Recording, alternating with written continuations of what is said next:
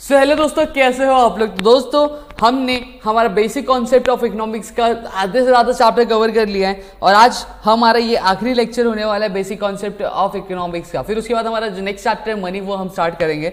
लेकिन उससे पहले मैं चाहूँगा कि अगर आपको हमारी सीरीज पसंद आ रही है, अगर आपको मज़ा आ रहा है तो प्लीज़ वीडियो को लाइक करिएगा, चैनल सब्सक्राइब करिएगा और कमेंट सेक्शन में एक प्यारा सा कमेंट हमारे ग्रेट ट्यूटोरियल्स वॉइस सर के लिए ज़रूर करिएगा दोस्तों। तो चलिए आज मैं आपको यहाँ पे समझाने वाला हूँ मैक्रो इकोनॉमिक्स के लिए। मैक्रो इकोनॉमिक्स क्या होता है दोस्तों। हमने माइक्रो तो समझ लिया, अब मैक्रो की बारी है दोस्तों। तो चलिए समझते हैं हम मैक्रो क्या होता है दोस्तों। तो दोस्तों अब तक हमने ये देखा कि माइक्रो मतलब क्या होता है। माइक्रो जब हम किसी भी इंडिविजुअल के बारे में बात कर रहे थे, जब भी हम किसी इंडिविजुअल के बारे में बात कर रहे हैं, यानी एक इंसान के बारे में बात करें, तो वो हमारा क्या होता था, माइक्रो होता था। क्या होता था दोस्तों, माइक्रो। अब जब हम एक से ज्यादा लोगों की बात करेंगे तो वो क्या होगा, हमारा मैक्रो का बात होगा। यानी अगर सपोज एक मार्केट है और एक मार्केट में मैं एक सिंगल सेलर की बात कर रहा हूँ, सिंगल सेलर की बात करता हूँ, उसकी इकोनॉमी देखता हूँ, उसकी इकोनॉमिक कंडीशन देखता हूँ, तो मेरा क्या होगा, माइक्रो होगा। वहीं अगर मैं पूरे मार्केट में जितने सेलर है, नंबर ऑफ सेलर्स की बात कर रहा हूँ, तो वो क्या होगी, मेरी मैक्रो स्टडी होगी। समझ में आया आप लोगों को। चलो एक और एग्जांपल मैं यहाँ पे ले लेता हूँ। एक एप्पल है, जब मैं एप्पल की एक स्लाइस की बात करूंगा तो वो क्या होगा, मेरा माइक्रो होगा। समझ में आया आप लोगों को। और जब मैं पूरे के पूरे एप्पल की बात करूंगा तो वो क्या होगा, मेरा मैक्रो होगा। समझा, क्योंकि मैं एप्पल के हर एक स्लाइस की बात करूंगा तो क्या मेरा मैक्रो इकोनॉमिक्स होगा।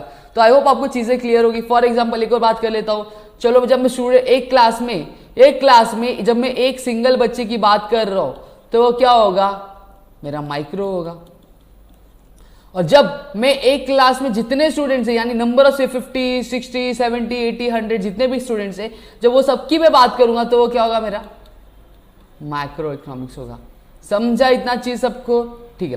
तो आई होप आपको इतनी चीज समझ में होंगी। तो मैक्रो मीन्स लार्ज और एग्रीगेट और टोटल। यानी मैक्रो इकोनॉमिक्स मतलब जब भी हम किसी लार्ज लेवल पे हम बात करें, किसी टोटल के बारे में बात कर रहे हैं, तो वो क्या होता है, हमारा मैक्रो इकोनॉमिक्स होता है। अब इसलिए मैक्रो इकोनॉमिक्स को क्या कहते हैं, therefore the study of aggregates covering the entire economy. अब मैक्रो क्या करता है, मैक्रो इकोनॉमी में किसी एक चीज की बात नहीं कर रहा, पूरे के पूरे इकोनॉमिक के बारे में बात करेगा। देश की नेशनल इनकम के बारे में, नेशनल आउटपुट के बारे में, टोटल इन्वेस्टमेंट का, total saving, total consumption, aggregate supply कितना हो रहा है, टोटल सप्लाई कितना है, टोटल डिमांड कितना है, जनरल प्राइस लेवल क्या है, ये सारी चीजों के बारे में क्या बात करता है दोस्तों। ठीक है, आई होप आपको इतनी चीजें समझ में, मैक्रो क्या है आपको क्लियर हो गया होगा दोस्तों। अब यहां पे मैं डेफिनेशन की बात करूंगा। हमारे महान व्यक्ति अकॉर्डिंग टू केनेथ बोल्डिंग, आपको डेफिनेशन दोस्तों मैं आपको देख सकते हो कि जितने बार मैं आपको डेफिनेशन बताता हूं तो मैं आपको कुछ इस तरह से बताता, अकॉर्डिंग टू केनेथ बोल्डिंग, क्योंकि आपको जब आप लिखोगे डेफिनेशन तो आपको कुछ इसी तरह से लिखना रहेगा। According to Kenneth Boulding, micro economic deals not with individual quantities. क्या deals not with individual quantities, यानी वो एक क्वांटिटी से क्या डील नहीं करता। वो कैसे डील करता है, वो एग्रीगेट ऑफ दिस क्वांटिटी, यानी वो 1 किलो से डील नहीं करेगा, जितना टोटल क्वांटिटी अवेलेबल रहेगा उन सब से डील करेगा। वो किसी एक इंडिविजुअल इनकम से नहीं डील करेगा वो, लेकिन किससे डील करेगा, नेशनल इनकम, यानी पूरे देश की इनकम क्या उससे डील करेगा। वो एक इंडिविजुअल सामान के प्राइस से नहीं डील करेगा, वो जितने भी मार्केट में कमोडिटी होंगी उनके प्राइस से डील करेगा। समझ में आया, वो इंडिविजुअल आउटपुट से नहीं, वो क्या नेशनल आउटपुट से क्या डील करेगा दोस्तों। यानी ऑल ओवर ये क्या छोटे पैमाने पे डील नहीं करता, वो क्या करता है, बड़े पैमाने पे डील करता है। आई होप आपको चीजें समझ में आई होंगी दोस्तों। तो ये हमारे केनेथ बोल्डिंग का क्या कहना था दोस्तों। अब नेशनल इनकम क्या होता है दोस्तों, ये बता दूं। अब नेशनल इनकम हमें ये बतलाता है कि देश का परफॉर्मेंस क्या, हमारे देश की परफॉर्मेंस क्या है साल भर में, फाइनेंशियल पूरे साल भर में हमने कितने गुड्स प्रोड्यूस किया, हमारे कितने गुड्स, कितना प्रोडक्शन हुआ, कितना सप्लाई किया, कितने पैसे अर्न हुए, कितना प्रॉफिट हुआ देश को। ये सारी चीजें क्या हमें नेशनल इनकम में आती है, क्या नेशनल इनकम में आती है दोस्तों।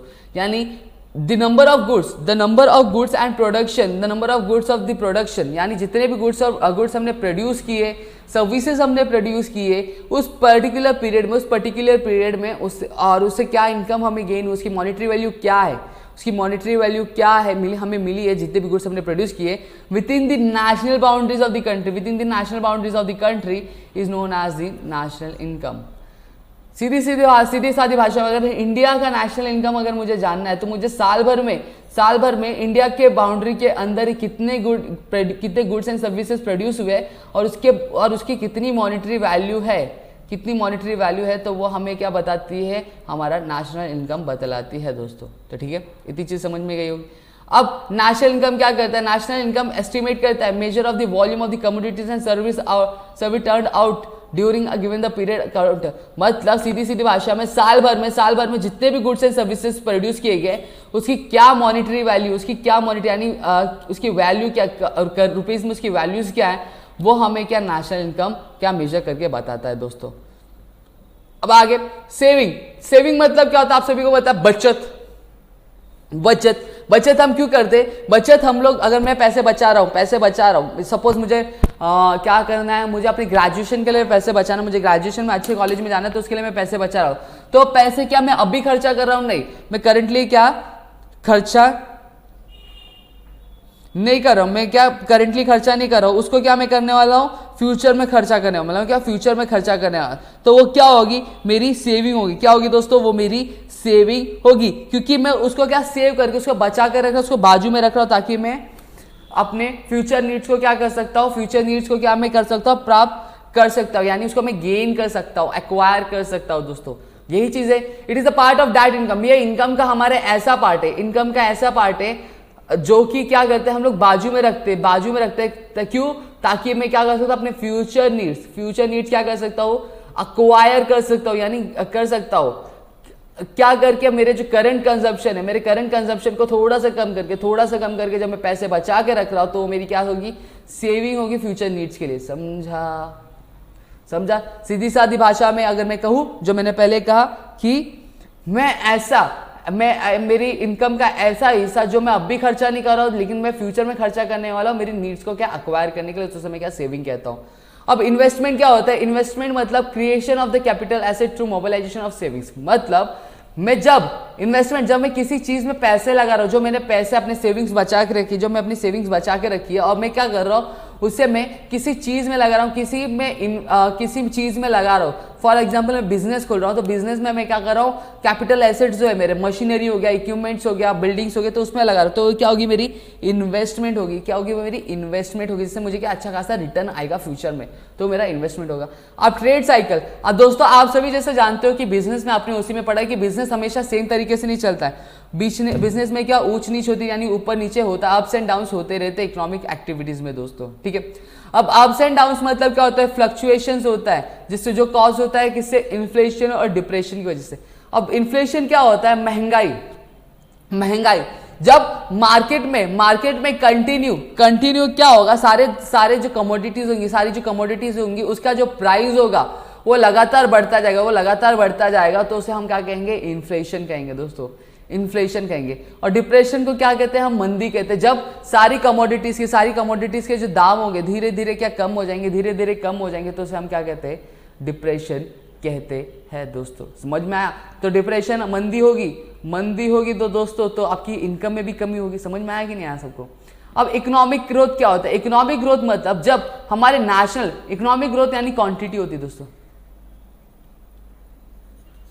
जब क्वांटिटी डायमेंशन होता है, क्वांटिटी डायमेंशन सिंपल वर्ड्स में इकोनॉमिक ग्रोथ मतलब जब हमारी नेशनल इनकम में क्या बढ़ोतरी होती है, लंबे अरसे तक, तो उसे हम क्या बोलते हैं, इकोनॉमिक ग्रोथ बोलते हैं। और इकोनॉमिक डेवलपमेंट हम उसे बोलते हैं दोस्तों, जब हमारा इकोनॉमिक ग्रोथ तो होगा, यानी हमारे नेशनल इनकम में पर कैपिटा इनकम, जीडीपी हमारी इंक्रीज होगी, लेकिन हमारा स्टैंडर्ड ऑफ लिविंग भी बढ़ेगा, जो हमारे कंट्री के सिटीजन का, जैसे एजुकेशन अच्छा मिलेगा लोगों को, हेल्थ अच्छी रहेगी लोगों की, अच्छी खासी फैसिलिटीज अवेलेबल रहेगी, कम्युनिकेशन टेलीकॉम फैसिलिटीज भी अवेलेबल रहेगी, तो उसे हम क्या इकोनॉमिक डेवलपमेंट बोलेंगे दोस्तों।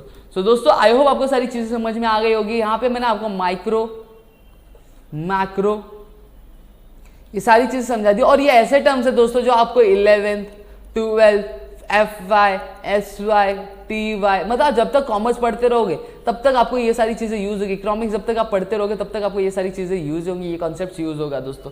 सो दोस्तों आई होप आपको सारी चीज़ समझ में आ गया। समझ में आई है तो प्लीज़ वीडियो को लाइक करिएगा, चैनल सब्सक्राइब करिएगा, कमेंट सेक्शन में एक प्यारे से comment great tutorials boys sir के लिए जरूर कर दीजिएगा दोस्तों। तो चलिए bye, thank you so much दोस्तों।